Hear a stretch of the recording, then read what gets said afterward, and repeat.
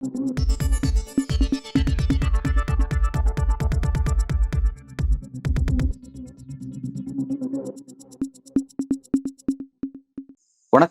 இன்றைக்கு நம்முடன் அரசியல் பேசுவதற்காக சென்னை பல்கலைக்கழகத்தின் அரசியல் அறிவியல் மற்றும் பொது நிர்வாகத்துறையின் முன்னாள் துறைத் தலைவர் மற்றும் ஓய்வு பெற்ற பேராசிரியர் திரு ராமமணியன் அவர்கள் இணைந்திருக்கிறார். சார் வணக்கம். வணக்கம் சார். ஒரு சீரியஸான டைமென்ஷன் நோக்கி இந்தியா பாகிஸ்தானுடைய அந்த விஷயம் நகர்ந்து வந்திருக்கு. ஏறத்தாழ போர் துவங்கிடுச்சா அப்படின்ற ஒரு கேள்வி கேட்க வேண்டியதா இருக்கு. அதை நோக்கி வந்துட்டு இருக்கு. இந்த நகர்வை எப்படி நீங்க பாக்குறீங்க? தற்போதைக்கு வரைக்கும் அங்கிருந்து வரக்கூடிய செய்திகள் என்னவா இருக்கு சார்? முதலாவதாக நாம் போர் என்ற ஒரு சூழலுக்கு தான் சென்று கொண்டிருக்கின்றோம். இது தவிர்க்கப்பட வேண்டிய ஒரு போர். ஆனால் ஒரு பாகிஸ்தானின் தேவையற்ற நிர்பந்தங்களால் நாம் இந்த போருக்குள் நுழைந்து கொண்டிருக்கின்றோம். ஏப்ரல் 22ஆம் தேதி அன்று நடந்த தாக்குதல், சுற்றுலா பயணிகளுக்கான எதிரான ஒரு தாக்குதல், தீவிரவாத தாக்குதலுக்கு பதிலடியாக இந்தியா புதிய தாக்குதலை நடத்தியது. பாகிஸ்தான் அந்த நிலைப்பாட்டிலேயே இருந்து அடுத்த கட்டத்திற்கு நகராமல் இருந்திருந்தால் இப்பொழுது நேற்று இரவு இந்தியாவுக்கு எதிரான நடத்திய தாக்குதல்கள், குறிப்பாக விமான தாக்குதல்கள், இந்தியாவின் குடியிருப்பு மக்கள் பெருவாரியாக வசிக்கின்ற நகரங்களை நோக்கி தாக்கியது. ஜம்மு போன்ற நகரங்களை, சண்டிகர் போன்ற பகுதிகளை அவர்கள் தாக்குதலுக்கு உட்படுத்தியது என்பது மிகவும் கண்டிக்கத்தக்கது. இரண்டாவதாக இந்தியா இந்த நிலைப்பாட்டிலிருந்து நிச்சயம் பாகிஸ்தானுக்கு பதிலடி கொடுக்க வேண்டும் என்பதற்காக இப்போது பாகிஸ்தானின் முக்கிய நகரங்கள், பிரதான நகரங்களான இஸ்லாமாபாத், சியால்கோட், லாகூர் மற்றும் கராச்சி துறைமுகம், இவை அனைத்துமே தன்னுடைய வான் தாக்குதலுக்கு உட்படுத்தி இருப்பது நாம் போருக்குள் நுழைந்து விட்டோம் என்பது நம்மால், முதல் கட்ட போருக்குள் நுழைந்து விட்டோம் என்று நம்மால் உணர முடிகின்றது. இந்த சூழலுக்கும் போருக்கும் காரணம் என்னவென்றால், பாகிஸ்தான் ஒரு தீவிரவாத தாக்குதலுக்கு இந்தியா பதிலடி கொடுத்தது, ஒரு துல்லிய தாக்குதல் நடத்தியதற்கு இன்றைய பாகிஸ்தானின் தலைமை, அது சிவிலியன் கவர்மெண்ட் என்று சொல்லப்படுகின்ற தேர்ந்தெடுக்கப்பட்ட ஒரு அரசாங்கமானது தன்னுடைய ஒரு சுதந்திரமாக ஆலோசனையும் அதோடு செயல்படுத்த முடியாத சூழலில் நம்மால் பார்க்க முடியும். ராணுவத்தின் கட்டுப்பாட்டிலும் ராணுவத்தின் வழிநடத்திலும், தவறான வழிநடத்திலும் பாகிஸ்தான் அரசாங்கம் இப்பொழுது நடந்து கொண்டிருப்பது நம்மால் தெரிகின்றது, நாம் பார்க்க முடிகின்றது. அதனால் இந்த நிலையில் இருந்து அவர்கள் அடுத்த கட்டத்திற்கு அவர்கள் போவது ஒரு முழு போருக்கான ஒரு சூழலைத்தான் உருவாகி கொண்டிருக்கின்றது என்று நான் முதலாவதாக பதிவு செய்ய விரும்புகின்றேன். ஒரு போரை நோக்கி நகரக்கூடாது அப்படின்ற ஒரு விஷயத்தை எல்லாரும் விரும்பி தங்களோட கருத்துல வழங்குறாங்க. ஆனா இதை நிறுத்தக்கூடிய இடத்துல யார் இருக்கான்ற ஒரு கேள்வி இருக்கு. ஏன்னா பாகிஸ்தான் தான் அந்த விஷயத்தை நிறுத்தணும், அந்த போர் பதற்றத்தை தணிக்கக்கூடிய இடத்துல பாகிஸ்தான் தான் இருக்குன்னு சொல்றாங்க. ஆனா அதே நேரத்துல ராணுவத்துறை அமைச்சர், இந்தியாவின் ராணுவத்துறை அமைச்சர் ராஜ்நாத் சிங் என்ன சொல்றாருன்னா, ஆபரேஷன் சிந்தூர் தொடர்ந்துட்டே இருக்கு, இன்னும் முடியலன்னு சொல்றாரு. அப்ப யார் இதை தொடர்ச்சியா கொண்டு போறாங்கிறது புரிஞ்சுக்க முடியல. அது நீங்க எப்படி பாக்குறீங்க சார்?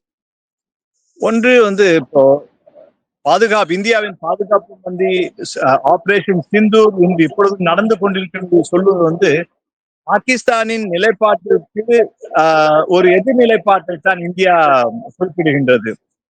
அது பாகிஸ்தானை பொறுத்த மட்டும் நாம் நடத்திய துல்லிய தாக்குதலுக்கு அவர்கள் பதிலடியாக சொல்லும் பொழுது இரண்டு நிலைப்பாடுகளை அவர்கள் சொன்னார்கள். ஒன்று, சிந்து நதி ஒப்பந்தம் என்பது ஒரு அறிவிக்கப்படாத ஒரு போர் ஆகும் என்பதை தெரிவித்தார்கள். இரண்டாவது, பாகிஸ்தான் ஒரு அணு ஆயுத நாடு, அதனால் இதையும் இந்தியா கவனத்தில் கொள்ள வேண்டும் என்று. இந்த இரண்டு அடிப்படையான கருத்துக்களுக்கும் இந்தியாவிலிருந்து சொல்வது என்றால், சிந்து நதி ஒப்பந்தம் என்பது பாகிஸ்தான் அதற்கு எதேச்சையாக எல்லா காலகட்டத்திலும் எந்தவித தடையும் இன்றி சிந்து நதி நீர் ஒப்பந்தம் என்பது நடந்து கொண்டிருக்கும் என்பது நினைப்பது இந்தியாவுக்கு ஏற்பு கிடையாது. ஏனென்றால் தொடர்ந்து ஒரு 50-60 ஆண்டுகளாக தீவிரவாத தாக்குதல்கள் காஷ்மீர் பகுதியிலும் இந்தியாவின் மற்ற பகுதியிலும் பாகிஸ்தான் தீவிரவாத தாக்குதல் நடத்தி கொண்டிருக்கும் பொழுது ஏதேனும் ஒரு தீர்வு காண வேண்டும். பாகிஸ்தானுக்கு ஒரு பெரிய போர், இந்த கன்வென்ஷனல் போர் என்று சொல்லப்படுகின்ற ஒரு பாரம்பரியமான ஒரு போர் முறைகளை கையாளாமல் அவர்கள் தீவிரவாத தாக்குதல்களையே ஒரு ஆயுதமாக பயன்படுத்தி தொடர்ந்து செயல்படுத்தி வருவதும், அதற்கு இந்தியா பதிலடி கொடுக்கும் பொழுதெல்லாம் நாங்கள் ஒரு அணு ஆயுத நாடு என்று சொல்லும் பொழுது அவர்கள் இரண்டையும் கையாளுகின்றார்கள். ஒன்று, அணு ஆயுதமும் எங்கள் கையில் இருக்கிறது, நாங்கள் தீவிரவாத தாக்குதல்கள் நடத்துவோம் என்பது ஏற்றுக்கொள்ள முடியாது. அதனால்தான் இந்தியா இப்பொழுது இந்த சிந்து நதிர் ஒப்பந்தத்தை விலக்க வேண்டிய ஒரு காரணமும் தேவையும் அவசரமும் ஏற்பட்டது. இரண்டாவது அணு ஆயுத நாடு என்று பாகிஸ்தான் சொல்லும் பொழுது பாகிஸ்தானுக்கு அணு ஆயுதத்தை அவர்கள் பயன்படுத்துவதற்கும் இந்த ஃபர்ஸ்ட் ஸ்ட்ரைக் என்று சொல்லப்படுகின்ற முதலாவதாக தாக்குதல் நடத்துவதற்கு கூட உரிமையை பாகிஸ்தான் தன்னுடைய தக்க வைத்துக் கொண்டிருக்கின்றது. இந்தியாவை பொறுத்த மட்டில் அணு ஆயுத நாடு என்பது இந்தியாவும் ஒரு அணு ஆயுத நாடு தான். ஆனால் அந்த அணு ஆயுதத்தை நாங்கள் முதலாவதாக பயன்படுத்த மாட்டோம் என்று இந்தியா சொல்லி வருகின்றது. அதனால் இந்த பாலிடிக்ஸ் ஆஃப் பிளாக்மெயில் என்று சொல்லும் பொழுது பாகிஸ்தான் அதை அதி தீவிரமாக பயன்படுத்தி வருகிறது அவர்களுடைய அரசியல் ராஜதந்திர காரணத்திற்காக.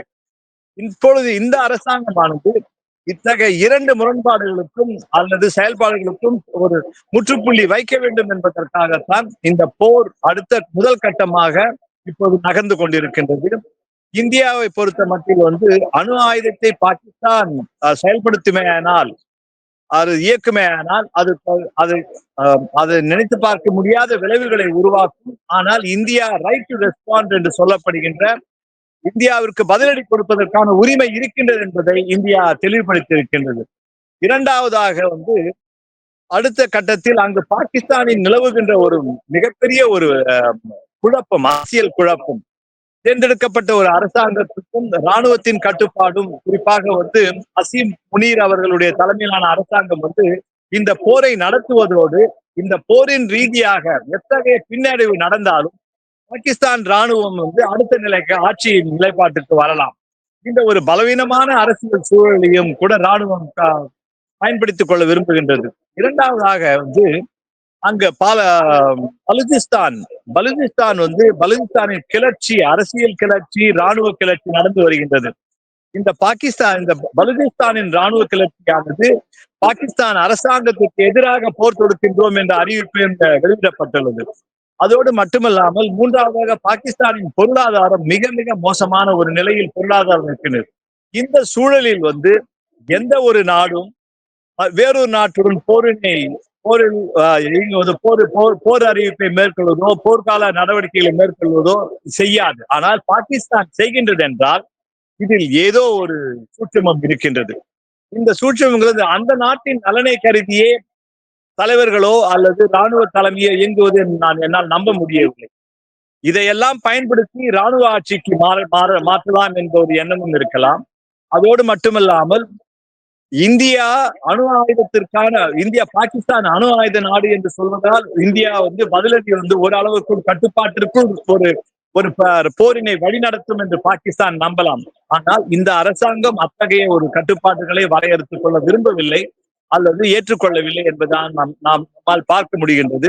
பாகிஸ்தானுக்கு அவர்களுக்கு ஏற்ற, குறிப்பாக POK பாகிஸ்தான் ஆக்கிரமிப்பு பகுதிகள், பலுசிஸ்தானில் நடந்து வருகின்ற உள்நாட்டு கிளர்ச்சி, அங்கு இருக்கின்ற ஒரு பலவீனமான பொருளாதாரம், அங்கு இருக்கின்ற அரசாங்கத்தின் செயலற்ற தன்மை, ராணுவத்தில் பார்க்கின்ற ஒரு ஆட்சி மாற்றம், இவை அனைத்தையும் பார்க்கும் பொழுது இந்தியாவால் இது போர் சூழ்நிலை அடுத்த கட்டத்தில் நகரும் பொழுது மிகப்பெரிய ஒரு தாக்குதலை இந்தியாவால் நடத்த முடியும். இது ராணுவ தாக்குதல் மட்டுமே கிடையாது. இது ஒரு அரசியலுக்கான ஒரு மிகப்பெரிய ஒரு புவிசார் அரசியல் மாற்றத்திற்கான ஒரு பார்வையும் இந்தியாவில் உள்வாங்கியுள்ளது. அதனால் இந்த போர் என்பது ஒரு அதீத ஒரு சூழ்நிலையை உருவாக்கின்றது.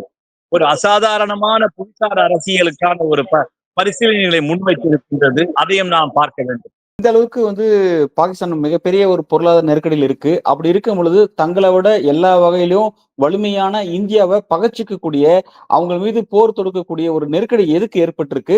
சப்போஸ் இதோடைய முழு விஷயம், அதாவது இந்தியாவை எதிர்கொண்டு முடிவு பண்ணாங்கன்னா முழுக்க அவங்களுக்கு எதிர்க்கிறதுக்கான சக்தி இருக்கா, அல்லது பேக் போன் அவங்க யாராவது சப்போர்ட் பண்றாங்களா, வேற நாடுகள் சப்போர்ட் பண்றாங்களா? இந்த பின்னணி பாலிடிக்ஸ் எப்படி புரிஞ்சுக்கிறது? இத வந்து பாகிஸ்தான் பாகிஸ்தானுக்கு ஆதரவாக சீனாவும், துருக்கியும் குறிப்பாக துருக்கி பெருமளவுக்கு ராணுவ ரீதியாகவும், தளவாடங்கள் ரீதியாகவும், இன்னும் போர்க்கப்பலையும் கூட பாகிஸ்தானுக்காக அவர்கள் அனுப்பியிருக்கின்றார்கள்.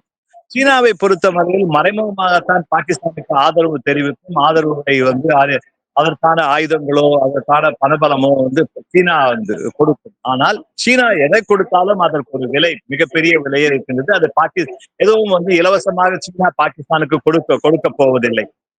அதனால் வந்து உலக அரங்கிலும் கூட பாகிஸ்தானுக்கு ஒரு வலிமையான நாடு என்பதை விட, அல்லது பலவீனமான நாடு என்பதை விட, அவர்களுக்கு வந்து ஒரு தீவிரவாதத்தை ஊக்குவிக்கின்ற ஒரு நாடு என்பது உலகறிந்த ஒரு விஷயம். அதற்கான மேற்கத்திய நாடுகளின் உலக அரசியல் பார்வையிலும் கூட, அது அமெரிக்காவாகட்டும் அல்லது ஐரோப்பிய நாடுகளாகட்டும், ஒசாமா பின் லாடன் விஷயத்திலே கூட ஒசாமா பின் லாடனுக்கு பாதுகாப்பு கொடுத்தது வந்து பாகிஸ்தான் தான். இந்த நிலையில் வந்து மாசூத் அவர்கள் அண்மையில் நடந்த தாக்குதல்களில் மிகப்பெரிய ஒரு தாக்குதல், ஒரு மாசூத் என்று சொல்லப்படுகின்ற லஷ்கர் தைபாவின் தலைமையிலான அவருடைய இருப்பிடத்தில் குண்டுவீச்சுகள் இந்தியா நடத்திய போது கூட வந்து ஒரு தனிமைப்படுத்தப்பட்ட தீவிரவாதிகள் முகாம்களில் தாக்கப்பட்டது. அதோடு 100க்கும் மேலான தீவிரவாதிகள் கொல்லப்பட்ட போது பாகிஸ்தான் அரசாங்கமும் தீவிரவாதிகளும் ஒரே தளத்தில் நின்று அவர்களுடைய அஞ்சலி, மறைந்தவர் மரணம் அடைந்த அஞ்சலி செலுத்தியது என்பது வந்து இன்று எல்லாருக்குமே ஒரு தெரிந்த விஷயம். ஆதலால் இந்த தீவிரவாத அமைப்புக்கு பாகிஸ்தான் முழுமையாக செயல்பட்டு தீவிரவாதத்தை ஒரு ராஜதந்திர கொள்கையாகவே பயன்படுத்தும் போது வந்து உலக நாடுகள் வந்து முன் வந்து பாகிஸ்தானுக்கு ஆதரவு தெரிவிப்பது அல்லது பாகிஸ்தானுடன் இணைந்து போரிடுவது என்பது அவ்வளவு சாதாரண காரணியின் ஒரு செயல்பாடு கிடையாது. அதையும் இந்தியா கவனத்தில் எடுத்து கையாளுகின்றது. அதனால் வந்து உலக நாடுகளின் வந்து ஆதரவு பாகிஸ்தானுக்கு இருக்கும் என்பதை விட, பாகிஸ்தானுக்கு எதிராக இல்லாவிட்டாலும் ஆனால் நிச்சயமாக இந்தியாவிற்கு எதிராக உலக நாடுகள் திரும்பாது என்று நான் நம்புகின்றேன். நல்ல விஷயம் ஒன்று சொல்லியிருக்கீங்க சார். உலக நாடுகளுடைய எதிர்ப்பு இந்தியா சம்பாதிக்காது அப்படிங்கறத நீங்க குறிப்பிட்டிருக்கீங்க. ரெண்டாவது என்ன சார், இப்ப இந்த ஒரு முக்கியமான ஒரு பிரச்சனையில இந்தியா, அதாவது உலக அளவினுடைய அந்த புவிசார் அரசியல் மாறும் நீங்க குறிப்பிட்டிருக்கீங்க. புவிசார் அரசியல் மாறும் அப்படின்னா அது எப்படி மாறும்? அதோட மாறுவதனால ஏற்படக்கூடிய பின்விளைவுகள் என்ன சார்? ஒன்று, இந்த போர் தொடருமே ஆனால், அடுத்த 4-5 நாட்களுக்குள் போர் தொடருமே ஆனால், மிக முக்கியமாக வந்து பாகிஸ்தானின் பலவீனமான ஒரு பொருளாதாரம், பலுஜிஸ்தானில் கிளம்பியுள்ள எழுந்துள்ள ஒரு கிளர்ச்சி, அரசியல் கிளர்ச்சி, அவர்கள் சுதந்திர நாடாக அறிவித்ததோடு மட்டுமல்லாமல் கத்தா என்ற நகரத்தை அவர்களுடைய கட்டுப்பாட்டுக்குள் கொண்டு வந்திருப்பது, பாகிஸ்தான் ஆக்கிரமிப்பு பகுதியில் வந்து மக்களிடையே ஒரு தளர்ச்சி நிலை என்றால் மக்களுடைய வந்து நம்பிக்கையின்மையை அந்த அரசாங்கம் பெற்றிருக்கின்றது. அந்த நிலையில் வந்து பாகிஸ்தான் மக்களே அவர்களுடைய அரசின் மீது நம்பிக்கை இல்லாமல் அரசு தங்களை பாதுகாக்குமா என்பதை பற்றி அவர்களுக்கு நம்பிக்கை கிடையாது. இந்த நிலையில் பாகிஸ்தானில் பிரிவினைவாதம், பாகிஸ்தானுக்கு உட்பட்ட ஒரு பிரிவினைவாதம், மதவாதம், அதோடு பலவீனமான பொருளாதாரம் என்று சொல்லும் போது அந்த நாடு வந்து உடைவதை பற்றி நாம் பேச வேண்டிய அவசியம் கிடையாது. ஆனால் அவ்வாறு ஒரு பிரிவு பலுச்சிஸ்தான் பகுதியில் இருந்தோ அல்லது பாகிஸ்தான் ஆக்கிரமிப்பு பகுதியில் இருந்து இந்தியா அதுக்கு அடுத்த கட்டமாக இது வந்து என்றோ ஒரு நாள் நாம் இது திரும்ப பெற வேண்டிய பகுதிகள் இந்தியாவின் பகுதிகள் என்று நாம் இந்தியா அடுத்த கட்டத்துக்கு போகும்பொழுது வந்து பாகிஸ்தானுக்கு மிகப்பெரிய புவிசார் பின்னடைவு என்பதை விட இந்த தெற்காசிய பிராந்தியத்தில் ஒரு புவிசார் அரசியல் மிகப்பெரிய ஒரு மாற்றம் நிகழக்கூடிய வாய்ப்புகள் நிறைய இருக்கின்றன. முக்கியமான ஒரு டைமென்ஷன் சார். இப்ப வந்து இந்த அளவுக்கு ஒரு சீரியஸான பிரச்சனை நம்ம உள்நாட்டிலே நிறைய பிரச்சனை நம்ம வச்சிருக்கோம். நான் என்ன சொல்றேன், பாகிஸ்தானை சொல்றேன். பாகிஸ்தானே பலுகிஸ்தான் எழுச்சி பிரச்சனை, பிறகு வந்து பொருளாதார நெருக்கடி, பிறகு பிஓகே வந்து ப்ராப்பரா நிர்வகிக்க முடியாத ஒரு நெருக்கடி, இந்த மாதிரியான பல பிரச்சனைகளை வச்சுக்கிட்டு அப்ப நாளைக்கு இது நம்ம இந்தியா மீது நம்ம போர் தொடுக்க போனா ரிசல்ட் இப்படி மாறிடுமே அப்படின்றது கூட கணிக்காமையா வந்து இந்த அளவுக்கு அவங்க எக்ஸ்ட்ரீம் லெவலுக்கு போறாங்க பாகிஸ்தான். எப்படி இதை புரிஞ்சுக்கிறது? அது வந்து ஒரு அரசியல் முதிர்ச்சி, அதோடு மட்டுமில்லாமல் வந்து அதிகாரம் என்பது வந்து இது அனைவரின் கண்ணையும் மறைக்கும். குறிப்பாக வந்து ராணுவத்திற்கு வந்து அதிகாரத்தை நாம் பெற வேண்டும் என்று சொல்லும்போது, ஆட்சி அதிகாரத்தில் ராணுவம் வர வேண்டும் என்று சொல்லும்போது இந்த நிகழ்வுகள் எல்லாமே அவர்களுக்கு சாதகமாகத்தான் அமைந்து கொண்டிருக்கின்றது. இன்று தேர்ந்தெடுக்கப்பட்ட ஒரு அரசாங்கம், எதிர்கட்சி தலைவர் வந்து சிறையில் இருக்கின்றார், இம்ரான்கான் சிறையில் இருக்கின்றார். ஒரு பலவீனமான அரசு அல்லது வலிமையான ஒரு ராணுவம் சொல்லும் போது பாகிஸ்தானை பொறுத்தவரையில் வந்து இரட்டை அரசாங்கம் அல்லது இரட்டை பொருளாதாரம் என்பது ஒன்று இஸ்லாமாபாத்தில் இயங்குகின்ற ஒரு ஆட்சியாளர் தேர்ந்தெடுக்கப்பட்ட ஒரு ஜனநாயக அரசியல் என்று சொல்லப்படுவதும் அல்லது பேசப்படுவதும் கடந்து உண்மையிலேயே அங்கு அதிகாரத்தை யார் வீழ்வது என்றால் அது இராணுவம் தான். இந்த இராணுவத்திற்கு வந்து ஒரு வீழ்ச்சியான சூழ்நிலையில் தான் அவர்களுக்கு வந்து அவர்கள் கட்டுப்பாட்டிற்குள்ள எடுத்து அவர்கள் கையாளலாம் என்ற எண்ணம். இதற்கான வரலாற்று சான்றுகள் நிறைய இருக்கின்றன. அதற்கொண்டு ஜியாவுல்லா ஆட்சியில் இருந்து 70களில் ஜியாவுல்லா வந்தது, பிறகு 90களில் முஷ்ரப் வந்தது.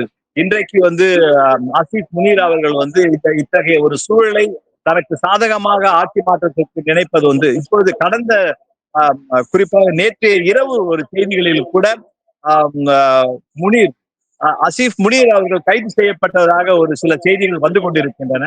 அவர்களுடைய அதிகாரம் வந்து ராணுவத்தின் தலைமை அதிகாரம் கமாண்டர் இன் சீஃப் என்று சொல்லப்படுகின்ற அந்த கோஆர்டினேட்டட் சீஃப் அவரை வந்து கூட்டி வந்து அவருடைய தலைமையில் மாற்றம் இருப்பதாக செய்திகள் வருகின்றன. இது உண்மையிலேயே எல்லா விவரங்களும் நமக்கு தெரிய வாய்ப்பு கிடையாது. ஆனால் ஒரு ஆட்சியிலும் அதிகாரத்தை வீழ்வதிலும் மிகப்பெரிய ஒரு குழப்பம் ஏற்பட்டிருப்பது உண்மை.